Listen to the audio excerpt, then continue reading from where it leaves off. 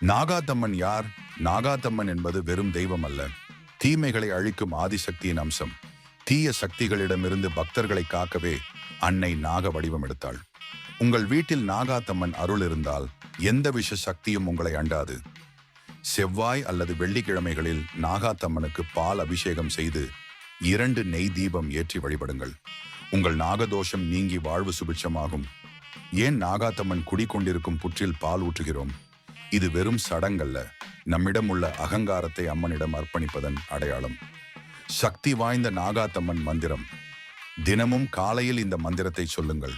ஓம் நாக தேவதாயை நமஹா. இந்த எளிய மந்திரம் உங்கள் மன பயத்தை போக்கி தைரியத்தை தரும். நம்பிக்கையோடு சொல்லுங்கள், அம்மன் உங்களை காப்பாள். ஆச்சரியமான தகவல் உங்களுக்கு தெரியுமா?